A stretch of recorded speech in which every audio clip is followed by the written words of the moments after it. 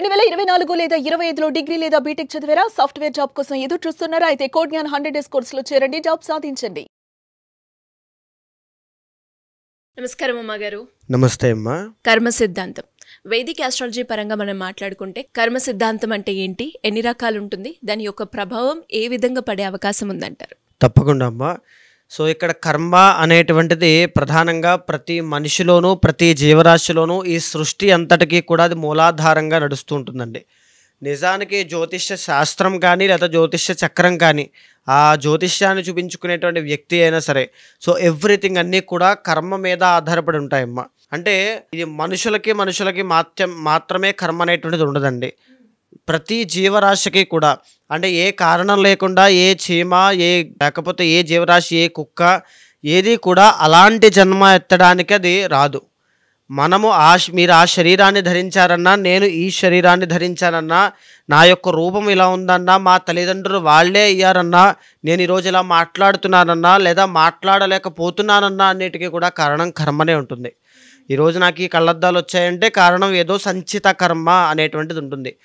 అంటే ఇక్కడ సంచిత, ప్రారబ్ధ, ఆగామి కర్మ అనేటువంటి 3 చెప్పబడ్డాయండి. సంచిత, ప్రారబ్ధ, ఆగామి కర్మ అంటే సంచిత కర్మ అంటే మనము పూర్వజన్మలో ఏదైతే చేసినటువంటి పాపం ఉంటుందో ఆ పాపము మూలకంగా మనం వెంట పెట్టుకుని వచ్చినటువంటి కర్మనే సంచిత కర్మ. అది జన్మలుగా ఎప్పటి నుంచో ఉండి ఉండవచ్చు ఖచ్చితంగా. అదంతా పాస్ట్ అండి. పాస్ట్లో మనం చేసుకున్నటువంటి పాపానికి ఇప్పుడు మనం అనుభవించేటువంటిదే సంచిత కర్మ. ప్రారబ్ధ కర్మ అంటే ఇప్పుడు ఈ క్షణం నేను చేసేటువంటి కర్మ నాకు వెంటనే ఇన్స్టెంట్గా దాని రియాక్షన్ నేను అనుభవించగలిగితే అది ప్రారబ్ధ కర్మ. ఫర్ ఎగ్జాంపుల్, నేను ఒక నిప్పును ముట్టుకున్నాను అనుకోండి, వెంటనే నాకు కాలుతుందా కాలుతా అండి, అంటే క్రియకి ప్రతిక్రియ. రెండవది ఏంటి అంటే, నేను ఒక చిరుతపుల్ని కానీ కుక్కని కానీ కొట్టాను అనుకోండి, అది నా మీద వచ్చి కరుస్తుందా కరవదా, ప్రతిక్రియ. అంటే మనం ఇప్పుడు చాలామంది ఒక క్వశ్చన్ అడుగుతూ ఉంటారండి, ఈ దైవ బలాన్ని దాటి కానీ జ్యోతిష్య శాస్త్రాన్ని దాటి కానీ నేను సంకల్పంతో నించున్నది చేయగలను అనేటువంటి కాన్ఫిడెంట్తో ఒక మాట అంటూ ఉంటారు. అంటే మేమేమి చేయలేమా, ఇంకా అది లేదా అని. ప్రారబ్ధ కర్మ అంటే ఏంటంటే, ఫర్ ఎగ్జాంపుల్ మీరు ఒక దారిలో నడుచుకుంటూ వెళ్తున్నారు సిరిగారు. ఫర్ ఎగ్జాంపుల్ సిరిగారు, మీకు ఇప్పుడు ఆకలి వేస్తోంది, నాకు కూడా ఆకలి వేస్తోంది. సో ఆకలి అనేటువంటిది పుట్టడానికి, ఈ సమయంలో మీకు ఫుడ్ దొరకకపోవడానికి కారణం కర్మ.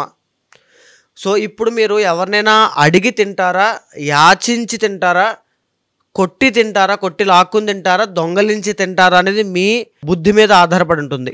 అదే ప్రారబ్ధ కర్మ. ఈ కర్మ అనేటువంటిది మీ జీవితంలోకి వచ్చినప్పుడు మీరు తీసుకునే నిర్ణయాలు ఎలా ఉంటాయనేది మీ బుద్ధి మీదే ఆధారపడి ఉంటాయి. ఇప్పుడు ఈ క్షణం మీరు ఆ కష్టాన్ని పడి ఏదో ఒక విధంగా అధర్మం వైపు వెళ్లకుండా ధర్మ మార్గంలోనే మీరు సంపాదించుకున్న దాన్ని తిని కాలం గడపగలిగితే అది అక్కడితో అయిపోతుంది.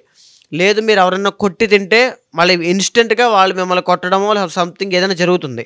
అది ప్రారబ్ధ కర్మ. సో ఇక్కడ మనం ఈ ప్రారబ్ధ కర్మ, ఈ జీవితము, ఇప్పుడు నడిచేటువంటి జీవితంలో మనం ఏదైతే చేసేటువంటి పనులు ఉంటాయో దానికి మనం ఫ్యూచర్లో పడేటువంటి కష్టము లేదా సుఖము లేదా ప్రతిక్రియ ఏదైతే ఉంటుందో ఆ ఫ్యూచర్లో అనుభవించేటువంటి దాన్నే ఆగామి కర్మ అంటామండి. సో ఇక్కడ సంచిత అంటే పాస్ట్, ప్రారబ్ధ అంటే ఇప్పుడు మనం చేసేటువంటిది, మన చేతుల్లో ఉండే మన బుద్ధి, మన క్రియలు. రాబోయేటువంటిది ఆగామి కర్మ. సో ఇక్కడ ఈ 3 అనేటువంటివి ప్రతి మనిషికి ప్రతి జీవరాశికి ఉంటాయండి. ఈ రాశి వాళ్ళకి ఆ రాశి వాళ్ళకి అది ఏమీ లేదండి. అన్ని రాశుల వాళ్ళకి అన్ని నక్షత్రాల వాళ్ళకి ఇది వర్తిస్తుంది అని చెప్పచ్చు. ఎందుకు అని అంటే, మీరు ఆ నక్షత్రంలోనే ఎందుకు జన్మించారు, అష్టమ శని దోషం ఉన్నప్పుడు మీకు ఇలాంటి వాహన ప్రమాదాలు అవుతాయి అని చెప్పినప్పుడు ఖచ్చితంగా ఎందుకు జరుగుతూ ఉన్నాయి. ఏలినాటి శని ఉన్నప్పుడు కష్టాలు వస్తాయి, డబ్బులు ఖర్చు అవుతాయి, ఫైనాన్షియల్ ప్రాబ్లమ్స్ వస్తాయి, కుటుంబ సభ్యుల్లో ఇబ్బందులు వస్తాయి. అవి ఎలా జరుగుతున్నాయి, ఎలా మనం పసిగట్టగలుగుతున్నాం? ఆస్ట్రాలజీ అనేటువంటిది ఒక ఇండికేషన్ అండి. అంటే ఈ సమయంలో ఈ మానవుడికి ఈ ఫలానా మనం ఫిల్టర్ చేసుకున్నాం రాశులు నక్షత్రాలని, సో వీళ్ళకి ఎలా ఉండబోతోంది అని చెప్పేటువంటి ప్రక్రియ. సో దీని ప్రకారంగా కర్మ అనేటువంటిది వీళ్ళకి ఏ విధంగా ఎఫెక్ట్ అవుతుందో కూడా చెప్పచ్చు. అదే కదా మనం చేసేటువంటిది. సో అది ఆ క్రమంలోనే మనం ఆల్రెడీ రాశులు చెప్పుకున్నాం, అదేవిధంగా కొన్ని నక్షత్రాలు కూడా చెప్పుకున్నాం సరిగారు. మీరు చెప్పినట్టుగానే రోహిణి నక్షత్రం వారికి కర్మ సిద్ధాంతం అనేది ఏ విధంగా వర్తించబోతుంది, అండ్ అదే విధంగా ఎవరైనా కూడా వారు పరిష్కారం చేసుకోవాలి అంటే ఎలా ఉంటుందో మా గారు? తప్పకుండా అండి. రోహిణి నక్షత్రము అంటే ఈ వృషభ రాశికి సంబంధించినటువంటి నక్షత్రం అండి. రోహిణి 1, 2, 3, 4 పాదములు కూడా వృషభ రాశిలోనే ఉంటాయి. రోహిణి నక్షత్రము కృష్ణుడి యొక్క జన్మ నక్షత్రం అండి. ప్రధానంగా మనం తీసుకుంటే కనుక ఈ రోహిణి నక్షత్రం వాళ్ళు మానసికంగా పడేటువంటి శ్రమ చాలా ఎక్కువగా ఉంటుంది. సో మనశ్శాంతి అనేటువంటిది చాలా తక్కువగా ఉంటుందన్నమాట. అంటే వీళ్ళ మీద కావాలని అభియోగాలు మోపడం, ఎలిగేషన్స్ అనేటువంటివి చాలా ఎక్కువ ఉంటాయి. ఎస్పెషల్లీ విమెన్ రిలేటెడ్ ప్రాబ్లమ్స్ అనేటువంటివి చాలా ఎక్కువ ఉంటాయి సిరిగారు. అది మెన్ ఆర్ విమెన్, ఖచ్చితంగా స్త్రీలలోనే వీళ్ళకి శత్రువులు చాలామంది ఎక్కువ ఉంటారు. అది స్త్రీలే కనక్కర్లేదు, శుక్రుడు కాబట్టి అత్తగారు కానీ, లేకపోతే అత్తయ్య కానీ, మేనత్త కానీ, లేకపోతే ఈ బంధువుల దగ్గర నుంచి మొత్తం అంతా కూడా చాలా జాగ్రత్తగా ఉండాలి. అండ్ ఎస్పెషల్లీ ఉమెన్కి అయితే సిరిగారు పీసీఓడి కానీ, పీసీఓఎస్ కానీ, థైరాయిడ్ ఇష్యూస్ కానీ, బికాజ్ శుక్రుడు కాబట్టి యూటరస్ ప్రాబ్లమ్స్, హార్మోనల్ ఇంబ్యాలెన్సెస్ చాలా తక్కువ చిన్న ఏజ్లోనే పెద్ద పెద్ద ఆరోగ్య సమస్యలు రావడం, ఇలాంటివన్నీ కూడా. అండ్ ఇంకొకటి సిరిగారు వీళ్ళకి డబ్బు అనేటువంటిది విపరీతంగా ఇబ్బంది పెట్టే అవకాశాలు ఎక్కువ ఉంటాయండి. బికాజ్ చూడండి వీళ్ళకి 12th లార్డ్ కుజుడు, 7th లార్డ్ కుజుడు. సో బిజినెస్ అనేటువంటిది ఎక్కువగా లాస్ అవ్వడం కానీ, డ్రాస్టిక్గా బిజినెస్ అంతా పడిపోవడం కానీ, ఒక స్థాయికి వెళ్ళిపోతారండి. బికాజ్ ఎందుకంటే రోహిణి నక్షత్ర జాతకులు అంటే జనరల్లీ భాగ్యవంతులు, అదృష్టవంతులు. అలాంటి అదృష్టం దూరం అయిపోతుంది. 10 మందికి పెట్టే చెయ్యి పుట్టుకతోనే ఈ గోల్డెన్ స్పూన్, సిల్వర్ స్పూన్ అంటూ ఉంటాం కాబట్టి అలాంటి వాళ్ళు అనమాట రోహిణి నక్షత్రం వాళ్ళు. సో జనరల్లీ ఈ నక్షత్రం వాళ్ళకి సామ్రాజ్య యోగాలు కానీ, వాహన యోగాలు కానీ, చాలా తక్కువ టైంలోనే బాగా సక్సెస్ అవ్వడం కానీ అన్నీ ఉంటాయి. కానీ ఎంత ఫాస్ట్గా గ్రాఫ్ పైకి వెళ్తుందో అంతే ఫాస్ట్గా కిందకి పడిపోయే అవకాశాలు ఎక్కువ ఉంటాయండి. అండ్ ఇంకొకటి మ్యారిటల్ లైఫ్లో ఇష్యూస్ అనేటువంటివి 100% వీళ్ళు ఫేస్ చేస్తారు. బికాజ్ 7th లార్డ్ కుజుడు అవ్వడం వల్ల డామినేటింగ్ స్పౌస్ అనేటువంటి ఐదర్ మెన్ ఆర్ విమెన్ ఎవరికైనా సరే స్పౌస్ అనేటువంటి వాళ్ళు డామినేటింగ్ బిహేవియర్తో రావడం కానీ, లేకపోతే పెళ్ళి అయిన తర్వాత వాళ్ళిద్దరి మధ్యలో క్లాషెస్, పెళ్ళి అవ్వడం కూడా సమస్యలతో, గొడవలతో, తగాదాలతో అవ్వడం, పెళ్ళి తర్వాత కూడా ఇబ్బందులు అవ్వడం లాంటివి జరగడం. ఇంకా చెప్పాలి అంటే వీళ్ళ జీవితంలో కెరీర్ అండి. Because 9th and 10th lord వీళ్ళకి శని అవ్వడం. శని ఎప్పుడైతే రాజయోగ కారకుడు అవుతూ ఉన్నారో వీళ్ళకి కష్టము అనేటువంటిది చాలా ఎక్కువ ఉంటుంది. బాగా కష్టపడాలి అయినా సరే ఆ నమ్మిన బంటులాగా సేవా తత్పరత దగ్గరే ఆగిపోతారు తప్ప వీళ్ళకి రావాల్సినటువంటి పేరు, ప్రఖ్యాతి అక్కడ బ్లాకేజెస్ అండి. ఈ పదం ఏంటి అంటే బ్లాకేజెస్. మనీ అవ్వచ్చు, ఎనర్జీ అవ్వచ్చు, ఏదైనా సరే ఈ బ్లాకేజెస్ అనేటువంటివి చాలా ఎక్కువ ఉంటాయి రోహిణి నక్షత్రం వాళ్ళకి. అది కర్మ వల్ల జరుగుతుంది. వీళ్ళు డబ్బులు బయటకి ఇచ్చినవి కూడా తిరిగి రాకపోవడం.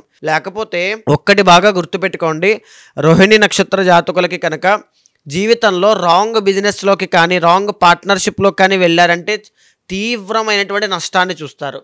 ఎలా చూస్తారు అంటే అప్పటి వరకు మీ జాబ్నో, మీ బిజినెస్నో మీరు సరిగ్గా చేసుకున్నంత కాలము చాలా బాగుంటారు. కానీ అత్యాశకి వెళ్ళొద్దు. ఖచ్చితంగా అండి, అత్యాశకు వెళ్ళి ఎక్కడైనా పెట్టుబడి పెడితే అన్ని కోట్లు వచ్చేస్తాయి, లేకపోతే నేను స్టాక్ మార్కెట్ చేస్తే నేను ఎలాగైనా కోటీశ్వరుడు అయిపోతాను అంటే ఆశ పర్వాలేదు, కోరిక పర్వాలేదు, ఆ ధ్యేయం, గమ్యం పర్వాలా. అత్యాశతో వెళ్ళారంటే మొత్తం మునిగిపోతారు. అది మాత్రం గుర్తుపెట్టుకోండి. ఆ అత్యాశకి సంబంధించింది ఎందుకు స్ట్రెస్ చేస్తున్నారంటే అది ప్రకృతి వేసే ట్రాప్. మీకు ఆ కర్మ వల్ల అది లాస్ అవ్వడానికి ప్రకృతి వేసేటువంటి ట్రాప్ అండి.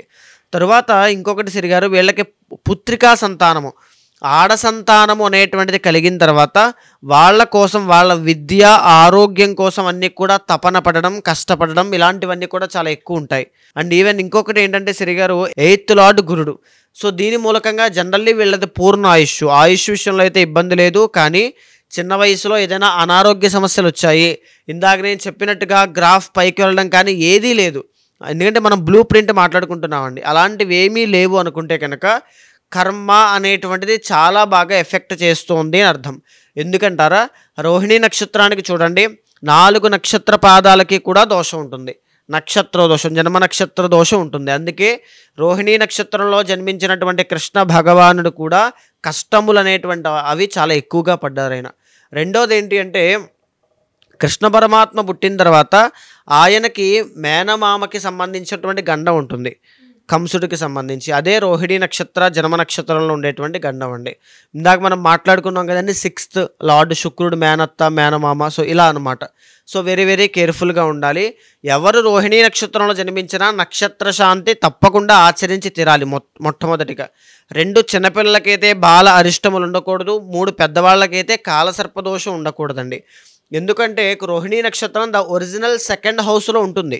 అంటే అది ఏ హౌస్ అండి? ధనయోగం, విద్యాస్థానం, ధనస్థానం అనమాట.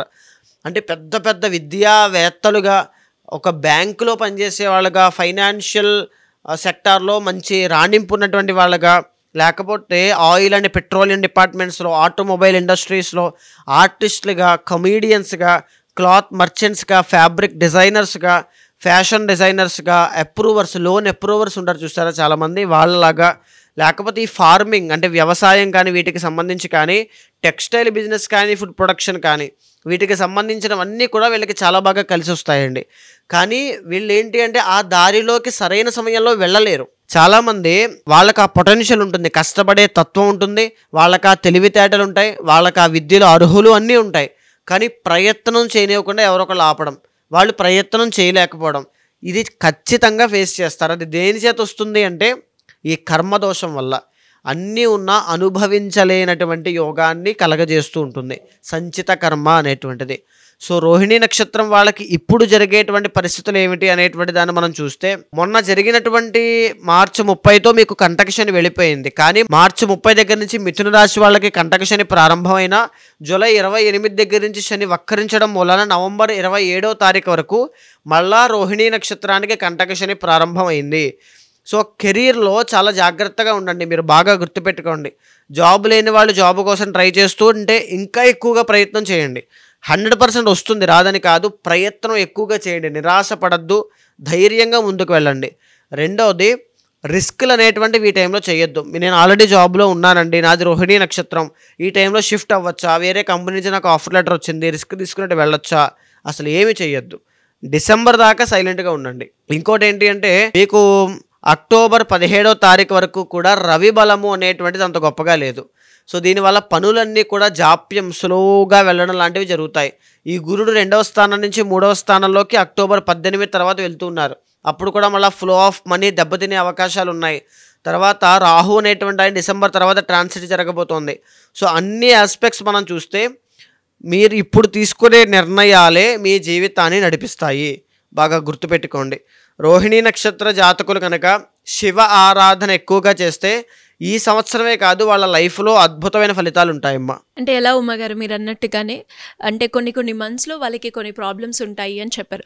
అండ్ అదేవిధంగా నక్షత్రాల వారీగా వాళ్ళ ఇంటర్నల్ చార్ట్ ప్రకారంగా మనం చూసుకున్నట్లయితే వాళ్ళు ఎదుర్కొన్న సమస్యలకి పరిష్కారం కావాలి, మాకు మీ గైడెన్స్ కావాలి అనుకునే వాళ్ళు ఎవరైనా కూడా మిమ్మల్ని అప్రోచ్ అవ్వాలి అంటే ఏ విధంగా ఉంటుందంటారు? చాలామంది అలాగే అప్రోచ్ అవ్వాలనుకునేటువంటి వాళ్ళు ఎవరైనా ఉంటే కనుక మీకు కింద కనిపించే నెంబర్కి కాల్ చేస్తే మా వాళ్ళు మీకు పూర్తి వివరాలు అందిస్తారు. తప్పకుండా మీతో మాట్లాడిన తర్వాత మీ గోచారాన్ని, పర్సనల్ చార్ట్ని సమన్వయం చేస్తూ మీ కోరిక కానీ, సమస్య కానీ ఏదైనా సరే దానికి మూలమైనటువంటి కర్మ ఏమిటి, కారణం ఏమిటి, అది అవుతుందా లేదా, దాని మీద హోప్స్ పెట్టుకోవచ్చా లేదా అనేటువంటిది, లెఫ్ట్ ఆర్ రైట్ సిచ్యువేషన్ ఎప్పుడు వచ్చినా సరే దానికి కూలంకషంగా మంచి చెడులు చర్చించి ఏం చెయ్యాలో శాంతి పరిహారములన్నీ మీతో ఆచరింపచేసి భగవత్ అనుగ్రహం కలిగేలా చేస్తాను. థ్యాంక్ యూ ఉమ్మగారు, థ్యాంక్ యూ సో మచ్. నమస్తే అండి.